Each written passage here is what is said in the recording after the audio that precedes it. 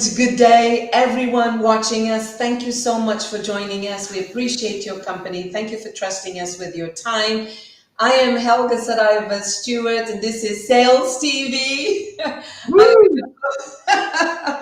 am your host today, bringing a lot of energy with my good pal, Alex Abbott.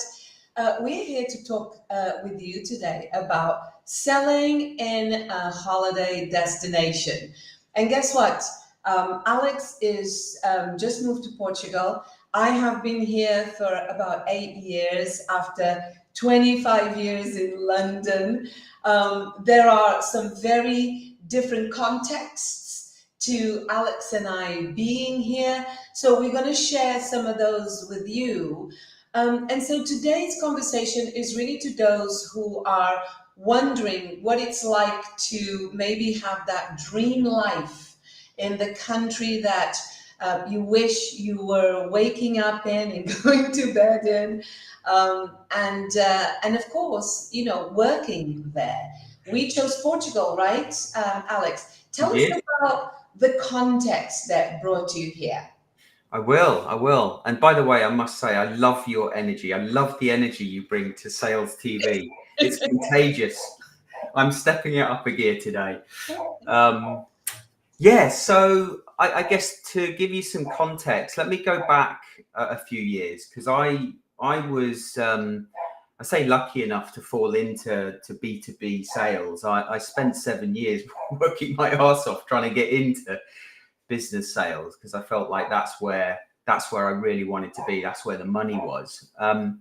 If I look back on the 24 years I've now spent in business sales, I've been lucky enough to live in Australia and sell into the Asia Pacific region back in 2012.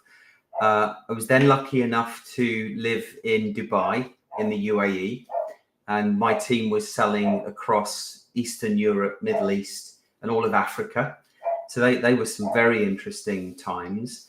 And in 2018, came back from Dubai to go back to the UK, and it was later on in 2020 I left the corporate world, and I've spent several years trying to solve one of business's biggest problems, which is the pipeline issue we all experience. And I think like any new business owner, had some ups and downs over the last few years. Thankfully, there's more ups than downs. And last year we decided to sell our house and downsize. You know, my two eldest sons had moved out. We no longer needed a 4-bed house. So we thought, well, let's downsize. And after making that decision, what was interesting is my wife and I started talking about where we would want to live next. And initially we thought we were going to live somewhere else near family in the UK, but we asked ourselves the question, what about sunshine?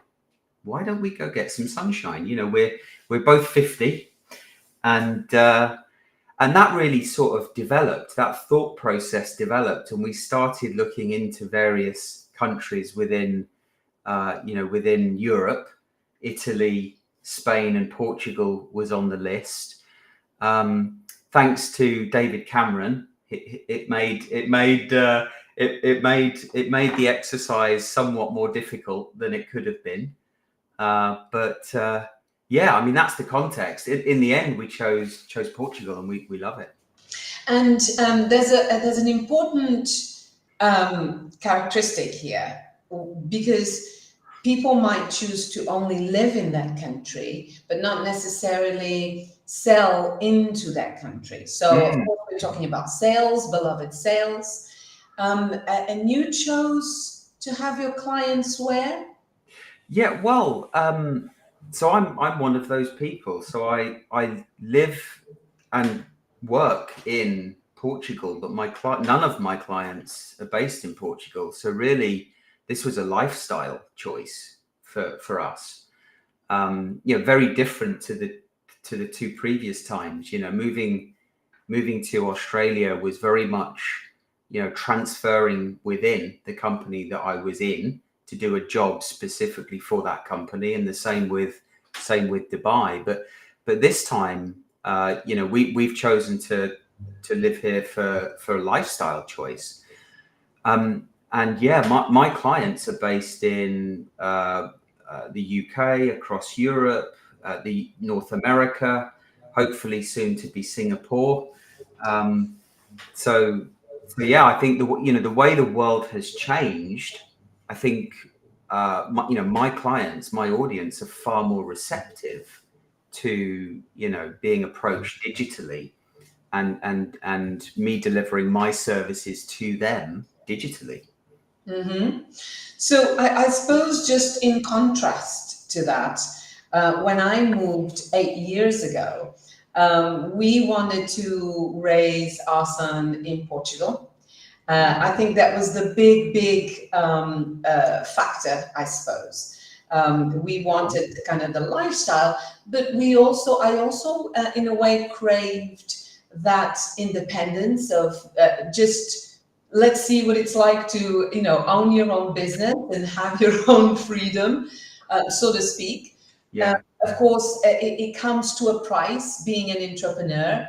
I really do feel that not everybody is born to be an entrepreneur, and thank goodness for that. It's not for everyone. No. And there's so many good sides to it, but there's so much downside to it as well. I mean, I've been very fortunate to work for amazing tech companies, software companies, ethics and compliance technology companies, and who invest in their sales teams. So I feel that I have an incredible upbringing in sales, in ethics, in professionalism, in education, learning, keeping up with the trends, really trying to meet a level of excellence.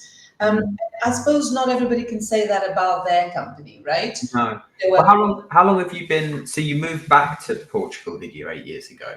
Indeed. Is that when you set up your business? Indeed. Okay. And so it was my very first time being an entrepreneur. Yeah. I'm still trying to figure out if I am indeed one, because there are a lot of things that I miss about being employed by someone. I'm also selling into the Portuguese market. I think throughout these 8 years, what has happened is that I don't think I've ever learned so much about sales as I have these past years, and being my own boss. Because the most strategic choice I believe any of us can do, whether we're self-employed or not, is who we spend time with. So that to me is the most strategic choice that you can make when you're selling. Who do you spend your time with? And so understanding my personas, my ideal clients, really understanding where it is that I can be different, be unique. I don't know if anyone here listening remembers Rajiv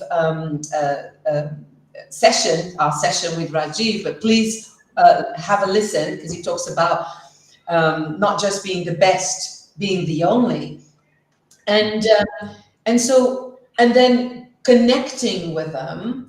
I suppose there was a level of cultural engagement there. So there's a lot of different variables when we move into a different country, especially if we're selling into that country. Yeah.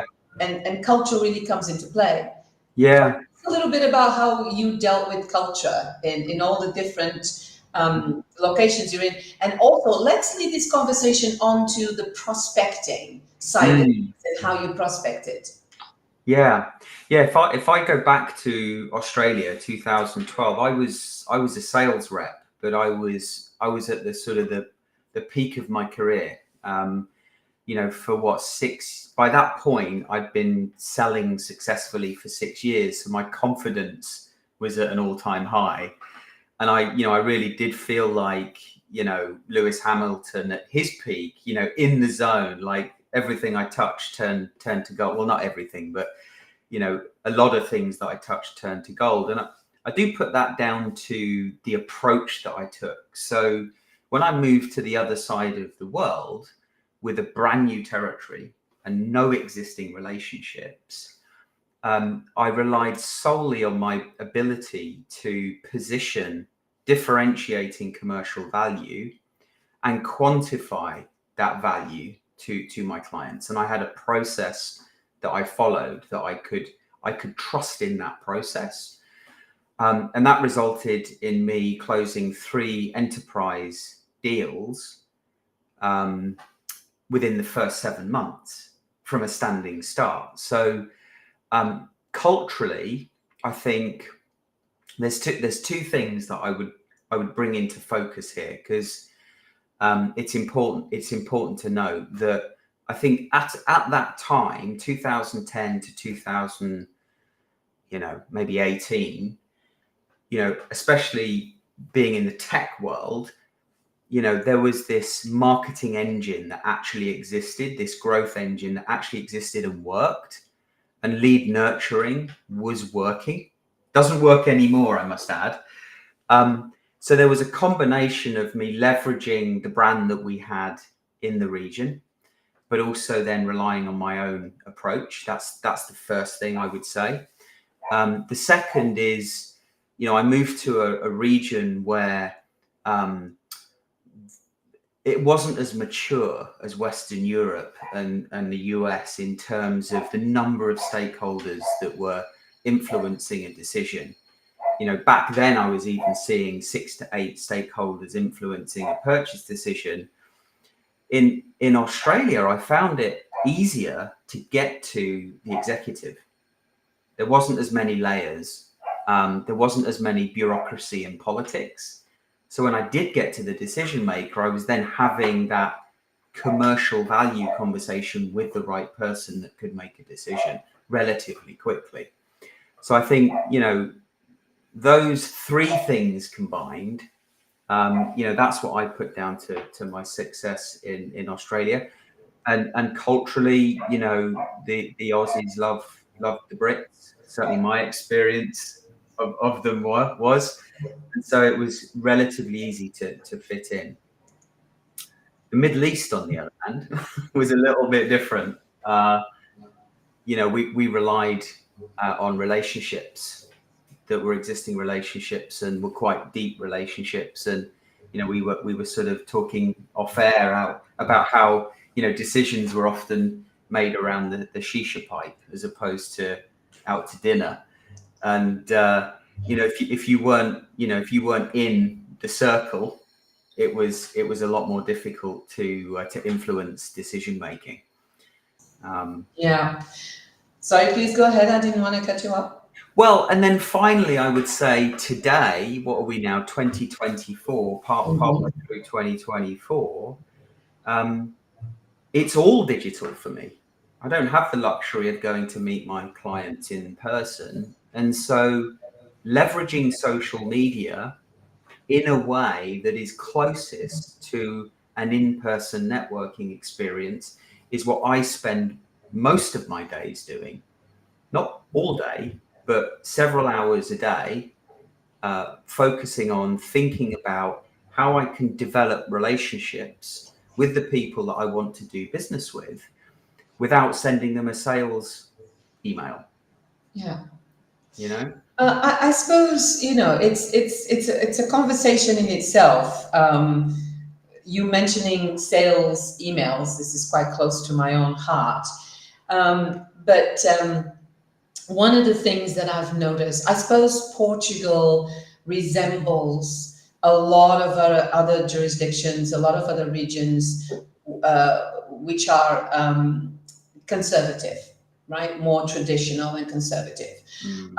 I think there's this interesting blend between, I find myself doing this blend between value selling and relationship selling. And value selling, I suppose, is so critical nowadays, because if you want to cut through the noise and attract someone's attention, regardless of where they are in the world, connecting with them really does demand of you the ability to put value in your words in how you introduce yourself, and doing it from a client-centric point of view, from an other-centric point of view. And there's a lot to be said about that, because now we're talking about the quality of the sales conversations, especially the very first thing you said. Yeah. Now, that aside, I was talking about countries being conservative, and I suppose networking really comes into play. So I find that, when I look at what's made me successful here in Portugal, kind of breaking into a market where it's very much built off of family companies. So, you look at the biggest companies in Portugal, they're still family-owned business. So, so very traditional family-owned businesses where succession really is the way that companies are run. Talent doesn't necessarily come from outside. It's groomed from within, especially within the family unit. And so suppliers and everyone that surrounds that family unit really is a very tight-knit network. Yeah. And so I've been finding that, really integrating different associations, chambers of commerce, entities that represent the entrepreneurial DNA of the country, where it gives us an ability to network, for people to get to know us one-on-one, in the flesh, I suppose. And that really does have an impact. And of course, that needs to be built alongside your social profile. People need to see that you are, I suppose, building that thought leadership helps you to stand out. Yeah. You wanted to make a comment on that? I want to take a few steps back. Something you said about value selling and relationship selling, because and then bringing in cultural differences. So when I took on the role to lead sales for Eastern Europe, Middle East, Africa, I can't tell you the number of times that salespeople, so my team overlaid onto much larger sales team within a big tech company. I can't tell you the number of times that the salespeople in that country would tell me that won't work here. That approach won't work here. And I was a huge fan of the challenger sale, right? I was kind of, dipped into the world of challenger back in 2010 as a sales rep, and then continued my schooling of challenger into being a sales leader. And it kind of made up everything that I did in terms of our sales approach, quantifying value, challenging customers. Our talent acquisition program had challenger built in. And I'd often speak to salespeople in countries like Saudi Arabia, for example. No, challenger won't work here. You cannot build constructive tension with people in Saudi Arabia.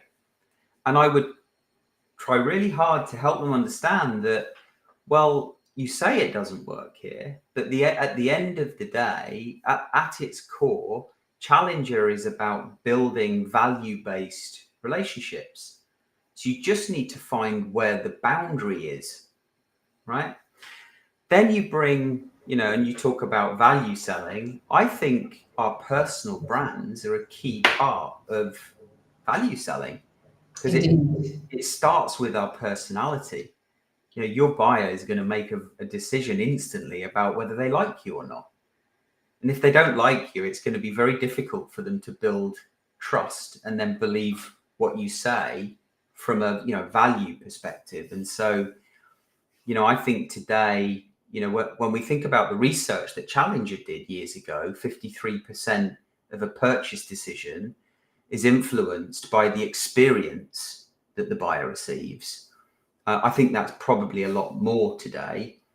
And if the buyer doesn't feel like they like you or can trust you, then they're just not going to speak to you. It's so easy just to ignore salespeople today. There are so many different ways. When I speak about value selling, I do mean it in a very broad way.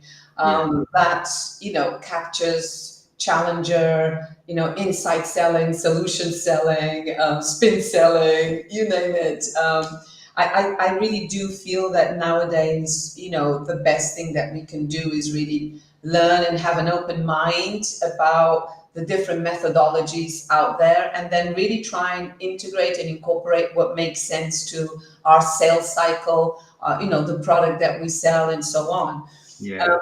But it's funny because when I think about, I worked with so many different people, with so many different personalities, from people who are very, very, very, very shy and introvert to the kind of the loudest, most extrovert person in the rooms. And what I find is, like you say, if within yourself, knowing what you're good at and what your weaknesses are, if you within yourself can find that balance between always being genuine and authentic and focusing on the value that you can provide and deliver to your prospect or your client at every single interaction with them, understanding that nowadays we really need to adapt and understand that how it is that we buy, that we sell, that is aligned to the way our customers buy. Yeah. Right? I think now we start to delve into the secret, into what makes companies today successful at selling. And I really do think that adaptability has always been a key word for us. It's always been key for us to our success, but it's never been more true now, because pivoting can be very tricky, can be a very tricky thing to do. Yeah. Yeah. And it it baffles me how, when you say about being buyer centric, it's one thing having a sales process and the messaging that you deem to be buyer centric. It's a very different thing when you're trying to engage with multiple stakeholders influencing that purchase decision and tailoring the content, the messaging for them. For the most part, salespeople don't get the luxury of engaging with all of those stakeholders because they're shielded from them.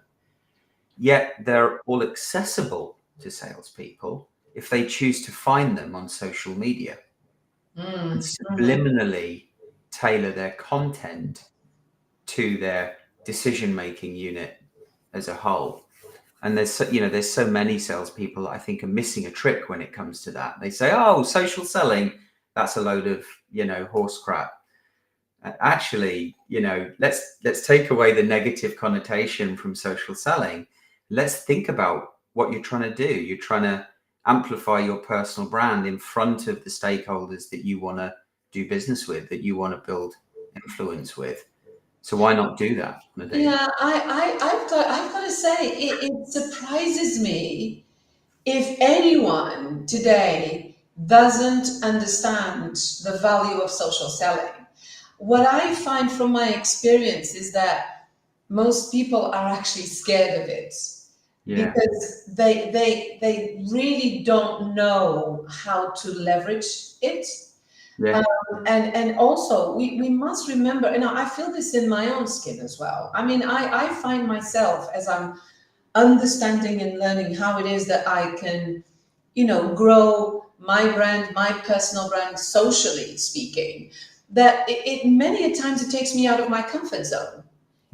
I don't actually really do enjoy seeing myself on video, but I really don't. Great, by the way. Oh, this is the thing. But I just have to get over myself, right? I just have to get over myself, dust myself off, and just whatever demons are going on in my head, I just have to forget them and just dust myself off and go and do it anyway. Right? But it's not a step. I work with quite a few executives, and it is a difficult step for many to take. You do have to work. And I speak a lot about this, right? you need to work at social soft skills, right? In order to really leverage that side of your personality, of that self-confidence. Yeah. That helps you to communicate. And you just have to understand that it's a process. So you're not going to get it right. I often see women and men, hosts, presenters, who just look impeccable. Yes, yes, Alex. Yes. I just think, oh my God, I mean, I look dreadful next to that. And then I just think, probably they wake up, they spend 20 hours a day, practicing their smile, or, manicuring every single inch of their body and rehearsing. And I just don't have time for that. So at the end of the day, people that like you will like you. People that don't like you won't like you. Right. And the less we worry about that, the better. I think social selling for me, and I know we're coming to time shortly, but it's just like going to the gym. You don't see results instantly. You might get a little bit lucky along the way, but you don't see results instantly. The same way as nutrition, right? I'm a huge fan of nutrition right now. In fact, I've started a supplement business, but that's a separate conversation, because I honestly feel that by fueling our body with the raw nutrients that we need to run optimally, that will improve our sales performance. Indeed. Again, that takes time. There's no quick fixes. Indeed. And so can I just plug in, Jackie, thank you so much for, stepping in with your comments. You're being your authentic self. I love it. I hope it shows. We love our guests' company. We love the valuepreneurs and the sales shakers that come join us every week. Any final thoughts? So I would love to come back and have this conversation with you a year from now. Okay. Because if we can do that, because then, you will have had time to adjust to actually trying to get things done in Portugal, right? Because there's that, you need to live, your family needs to live, you need to kind of get things off the ground, whether it's papers, documents, car, driving license, all those logistics. Yeah.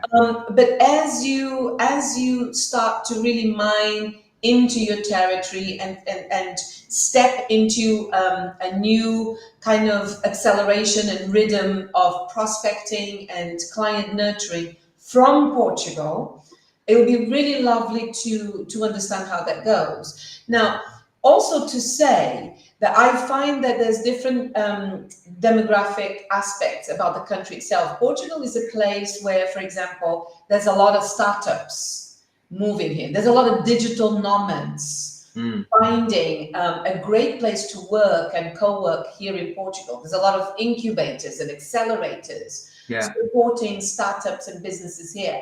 Do you want to just kind of call upon this topic of startups at all? Yeah, well, for me, I mean, you might have a bit more color to add here, because, for me, I was living in the UK. My business is a UK business.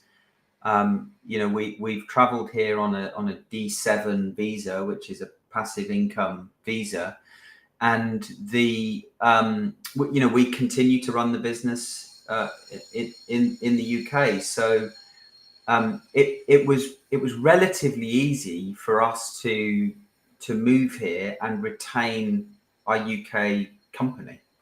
I've not yet looked into setting up a company in Portugal, but I would like to talk to you some more about what that would entail. It's relatively easy to do in the UK. I don't know how easy it would be to do in Portugal and what the benefits of me doing so would be, but I'd love to look into that with you. Yeah, very, very easy to set up a company in Portugal. In fact, there's a service that does it in an hour. Okay. 60 minutes. Okay. So very, very easy. What we're also finding is that, there's a lot of European funds that are traveling across the different member states. And of course, Portugal is very much using these funds to accelerate different parts of the economy. Of course, This is an economy that's still heavily relying on tourism and hotel. Hotels and the tourism industry it weighs heavily on the contribution to GDP here. But overall, there's a real sense of excitement around business, and not just retail. I really do start to see a big emergence of B2B here. So you are all invited to come visit us. I'm closer to Lisbon. Alex, you are? Whereabouts? I'm down in Lolle in the Algarve. Lolle in the Algarve. Next time we're going to bring our sombreros for you guys. Come join us next time. We love talking with you. Yeah. Come see us anytime. Join us at Sales TV, and we'll catch you soon. Thank you so much indeed for joining us. Cheerio for now. Thank you, Alex. Obrigada. My pleasure. Obrigada.